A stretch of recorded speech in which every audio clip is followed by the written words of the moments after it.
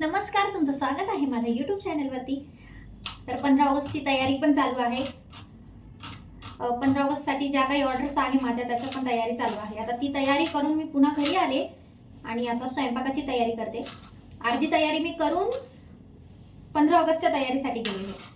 भरपूर अशी धावपळ होती, गाडी सुद्धा नाहीये, पायी गेले होते। आता पटपट मी स्वयंपाक करते। आजीने माझी मदत केली खरं तर पीठ मळण्यासाठी। आणि आता मी एकीकडे डांगरची भाजी,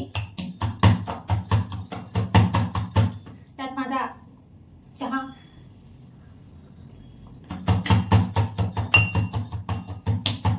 पटपट आवरते। सकाळी गडबडीत पूर्ण रेसिपी दाखवायला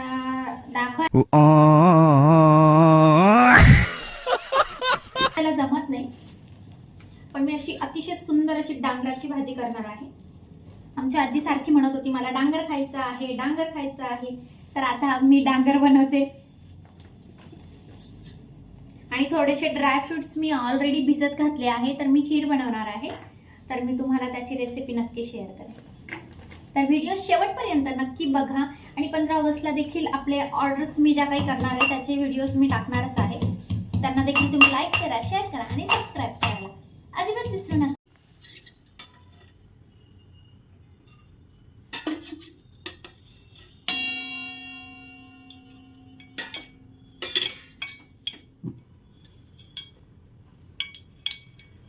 डांगराच्या भाजीत सर्वात महत्त्वाची मोहरी भरपूर घाला आणि ती अशी तडतडली पाहिजे।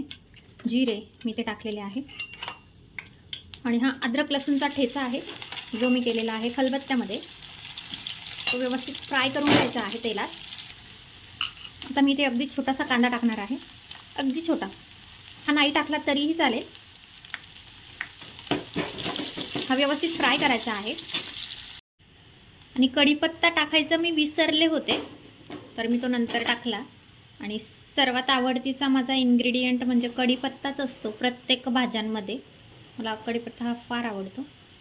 आणि देवाच्या कृपेने आमच्या घराच्या मागच्या बाजूला खूप सुंदर असा कढीपत्ता आहे। तर आता मी इथे हळद टाकलेली आहे आणि आता आपण आपले डांगर याच्यात स्वच्छ बारीक कापून घेतलेला। मी याचा काट देखील काढलेला आहे, कारण तो मध्ये मध्ये येतो, त्यामुळे मी पूर्ण त्याचे काठ पण काढले। आणि आता डांगर मी हे याच्यात टाकलं आहे। आता यावर मी मीठ टाकणार आणि हे शिजू देणार। हे अगदी झटपट होतं, पण हे खूप चविष्ट होतं याच्यामध्ये। आणि ह्या उरलेल्या भाजीच्या आपण पुऱ्या देखील करू शकतो, त्या खूप जास्त चविष्ट लागतात। आता आपण याच्यात मीठ टाकून घेणार आहे। याच्यात मीठ टाकते, चवीनुसार मीठ टाका। आता मी हे वाफायला ठेवणार आणि तयार आहे आपली अतिशय चमचमीत अशी डांगराची भाजी। आता मी पोळ्या करत आहे पटपट पटपट, कारण मला नंतर पण इव्हेंटचं काम आहे माझं। सायबरमध्ये जायचं आहे, बऱ्याचशा प्रिंट मला घ्यायच्या आहे। स्वस्त बिझनेस प्लस घर सांभाळणं। आणि आपले भांडे तर माझी वाट बघताय, कारण ते जमाच होत राहतात। तरी पण काही लोकांना वाटतं की घरी बसून करता काय, झोपा काढता। लिटरली असं बोलतात डायरेक्ट लोक। काय काम आहे तुम्हाला?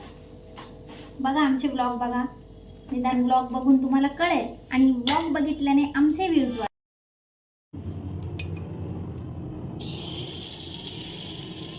मी यात तूप घालते भरपूर।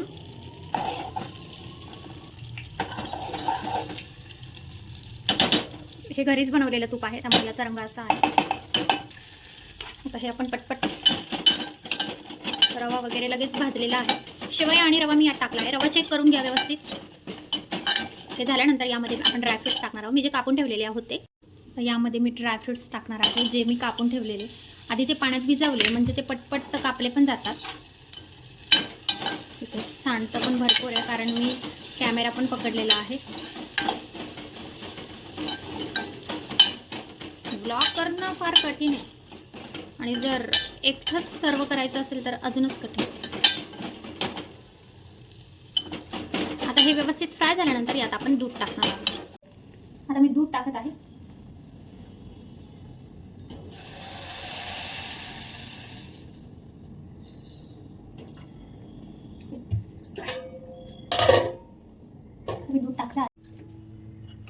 आता याला बॉईल आल्यानंतर आपण साखर टाकणार आहोत आणि तयार आहे आपली अप्रतिम झटपटीत अशी खीर.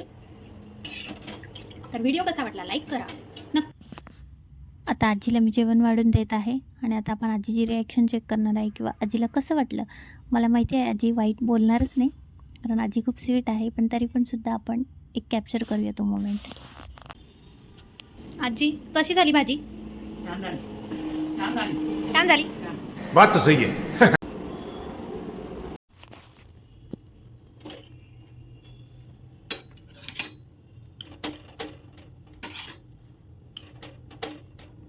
आजीसाठी खीर आहे, पण आजीसाठी खीर घेतोय आता.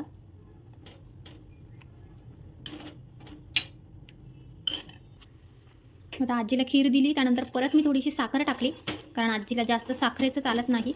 त्यामुळं खरं तर आपण हे कमीच खायला पाहिजे, पण तरी पण थोडीशी मी मला ॲड करून घेतली. आणि आता ही खीर झाल्यानंतर तयार आहे आपलं सर्व जेवण, सर्व काम.